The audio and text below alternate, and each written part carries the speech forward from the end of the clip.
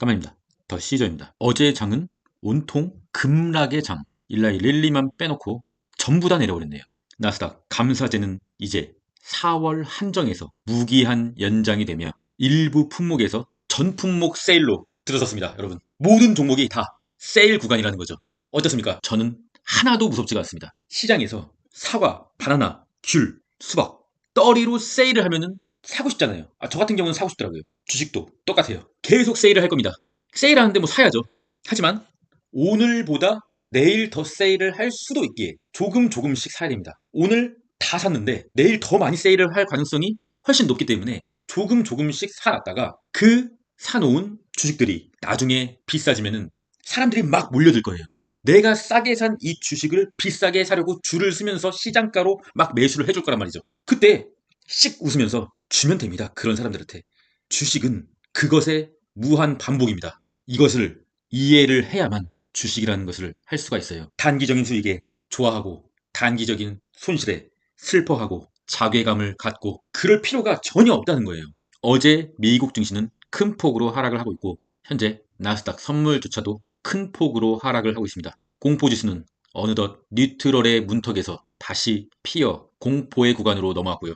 어쩌면 이번 하락에서 익스트림 피어의 구간까지도 충분히 도달할 수 있는 상황으로 갈 수도 있을 것 같습니다. 공포지수 타임라인 작년 8월부터 11월까지 계속된 세일의 구간 거의 3달 동안 저 같은 경우는 3달 동안 저도 사람이기 때문에 미칠 것 같죠.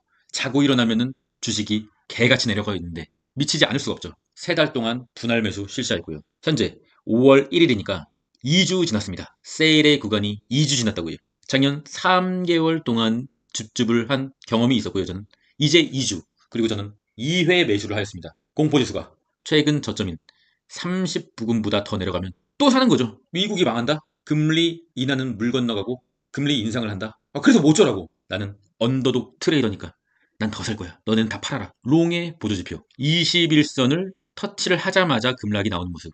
본래 이 차트를 보는 방법 중에 하나는 21선을 계속적으로 유지를 해주다가 급락이 나오고 기술적 반등의 끝은 중앙 이평선 21선까지입니다. 여기를 맞고 다시 내렸다는 것은 어쩌면 전저점을 한 번 더 크게 한번 이탈해 줄 수 있다. 이런 식으로 갈 수 있다라고도 판단해 볼 수 있습니다. 그런데 뭐 어쩌라고? 오늘의 어닝 발표, 장전에 화이자 발표가 있고요. 마스터카드도 있고요. 장후에는 퀄컴, 카바나의 실적 발표가 있습니다. 하지만 이 중간에 엄청나게 중요한 이벤트가 있죠. 바로 금리 결정. 금리는 뭐 당연히 동결로 나오리라 판단이 되지만 금리 동결이 나온 후에 파월의 발언이 어떻게 될지는 전혀 알 수 없는 부분이고요. 그것을 예측하고 롱이든 숏이든 그 전에 매수를 하는 것은 상당한 도박으로밖에 판단할 수가 없고요. 오늘은 상당히 애매하니까 그냥 관망의 시간을 갖도록 하시는 게 좋을 것 같습니다. 공포지수 매법 참고하시고요. 현재 30을 보여줬다가 다시 40 위로 올랐다가 다시 내려오는 구간이죠. 그러면 일단 관망하는 거고요. 공포지수가 30에서 다시 25로 내려간다. 그러면은 또 매수하는 거죠. 매도의 방법도 참고하시고요. 푸드크롭션 0.80 업데이트가 조금 늦게 되는 이 푸드크롭션 같은 경우는 일단 0.80 상황이라는 것은 좋은 상황이지만 오늘 장이 내리면 다시 여기서 다시 위로 올라갈 수 있는 모습. 현재는 관망의 구간 US100, CFD, 나스닥 지수차트 일봉입니다. 첫 번째 상승 추세선 위에 현재 가까스로 있긴 하지만 오늘 장에서 이 상승 추세선을 맞으러 내려갈 확률이 상당히 커졌습니다. 그렇다고 하면 전 저점을 깨지 않았기 때문에 일단 조정을 쳐맞는 거죠. 올지 안 올지는 정확하게 뭐 제가 신이 아니기 때문에 알 수 없지만 온다고 하면 조정을 쳐맞고 이탈하고 더 내리면 매수 지지하는 거 보고 더 매수 받아보도록 하겠습니다. 환율이 지금 문제입니다. 환율이 상승 추세선을 뭐 명확하게 이탈을 해줘야 되는데 전혀 이탈을 하지 않고 있는 모습. 계속적으로 환율이 오르고 있죠. 분위기상으로 봤을 때 볼린저 밴드를 찢어버리는 흐름이 나올 수도 있는 모습 지켜보도록 하겠습니다. WTI 국제유가는 상승 추세선을 일단 살짝 이탈해줄랑 말랑 하고 있는 모습. 일단 괜찮은 흐름이죠. 롱의 입장에서는요. 엔비디아 같은 경우는 21선을 이탈하지 않은 거의 뭐 이건 유일한 종목이라고 현재까지는 보여주고 있습니다. 대장은 다르다. 하지만 오늘 밤 엔비디아는 21선을 이탈을 해줄 것 같습니다. 하지만 엔비디아가 21선을 지켜주고 다시 상방으로 고개를 트는 상황이 발생이 된다. 그러면 나스닥이 한 번 더 살아날 수가 있고요. TQQQ 5일선을 이탈해주는 모습. 매우 좋지가 않습니다. RSI는 다시 한번 40대, 한 30대까지도 내려오면 매수 한번 받아보도록 하겠습니다.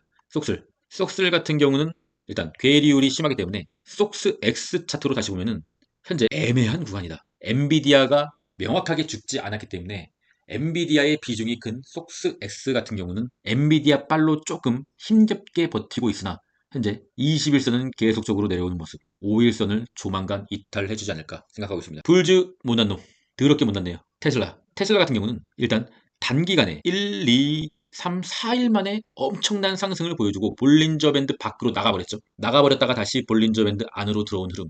우리가 장투를 하고는 있지만 이 단타의 입장에서 봤을 때는 볼린저 밴드가 굉장히 중요합니다. 볼린저 밴드 밖으로 나가면은 아무리 그게 초강한 종목이라도 코스닥에 시총 200억짜리 그런 초계잡주가 아니라면은 볼린저 밴드 밖으로 나갔을 경우에는 반드시 볼린저 밴드 안으로 들어오게 됩니다.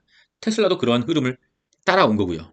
하지만 단기적인 흐름은 여전히 좀 강하다고 볼 수가 있습니다. 쇼세 보조지표 키움 전사가 다시 롱에 집중을 하고 있네요. 슈퍼 마이크로 컴퓨터도 있고요. 굉장히 좋지 않은 모습. 추가적인 하락에 대비해야 될 타이밍이고요. 속스 S와 SQQQ 같은 경우는 21선을 이탈해주나 했더니 바로 21선 위로 들어올린 모습. SQQQ는 21선 지지받고 볼린저 밴드까지도 돌파해주려는 모습. 만약에 여기서 증시에 큰 조정이 나온다. 그러면 SQQQ가 전고점을 깨고 올라간다. 그러면은 그것이 개인적으로는 마지막이 되지 않을까. 숏을 탈출할 수 있는 마지막 기회가 되지 않을까라고 조심스럽게 판단하고 있습니다. 코인의 공포지수가 드디어 뉴트럴 54고요. 코닐의 차트 명확하게 조금 최근 저점을 이탈해줬다는 것은 상당히 좋지 않은 상황이고요. 다시 억지로 그어놓은 하락 추세선을 아마 터치를 하는 흐름이 나올 수도 있을 것 같은데 문제는 목요일 장후에 코인베이스의 실적 발표죠. 일단 여기까지 버텨왔는데 실적 발표는 한번 보고 가야 되지 않나 조심스럽게 생각하고 있습니다.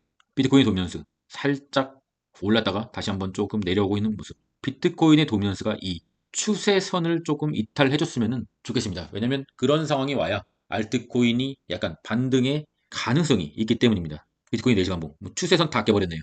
이더리움도 추세선을 거의 이제 조만간 깰 것 같고요. 코인에서 이 변동성을 이겨내지 못한다고 하면 솔직히 굉장히 힘든 곳입니다. 개인적으로 생각했을 때 비트코인과 이더리움을 제외한 모든 코인은 다 개잡주라고 보고 있거든요. 모든 알트코인은 다 개잡주입니다. 모든 알트코인은 비트코인을 올리기 위한 잔해물이라고 생각해요. 그렇기 때문에 그렇게 말도 안 되는 급등과 급락을 반복한다고 생각하고 있습니다. 그러한 알트코인을 투자하면서 변동성을 못 견딘다라고 한다면 코인을 투자해서는 안 된다고 생각하고 있고요. 그런데 그러한 변동성을 견디기 위해서는 전 재산을 코인, 알트코인에 박으면 절대로 안 되겠죠. 그냥 소소하게 몇백만 원 정도만 잃어도 괜찮은 그러한 정도만 투자하시는 것을 권고드립니다. 더 시저스 구독자 유튜브 무료방에는 302명, 300명이 돌파해주는 모습 감사드리고요. 저와 함께 이 험난한 주식시장에서 올바른 습관과 올바른 방향으로 투자를 하는 것에 관심이 있으신 분들은 장교나 UDT 멤버십에 가입을 해주시면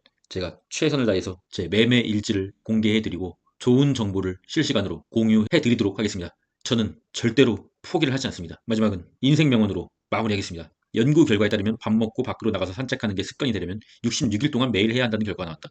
그러면 66일 동안 참아야 하는 것일까? 그렇지 않다. 습관이 되지 않아서 실패해도 작심삼일을 20번 반복하면 어느새 나도 모르게 내 몸에 배이게 된다. 저는 주식을 꽤 오래 했었거든요. 여러분들이 생각하는 것보다 조금 더 오래 했다고 보시면 됩니다. 그런데 그런 주식을 하는 과정에서 여러 사람의 매매 스타일을 들어봤고 저도 직접 겪어봤는데 주식을 해서 돈을 잃는 사람과 주식을 해서 돈을 버는 사람은 명확하게 차이가 있더라고요. 주식을 해서 돈을 못 버는 사람들 맨날 안절부절한다. 진짜 기회가 왔을 때 도망간다. 두 가지고요. 주식을 해서 돈을 버는 사람들 항상 현금 비중을 일부 가지고 간다. 기회가 왔을 때는 또라이처럼 잡는다. 수익이 커졌을 때 절대로 흥분하지 않는다. 남들이 수익 자랑할 때 휩쓸리지 않는다. 뭔 말인지 아시겠죠?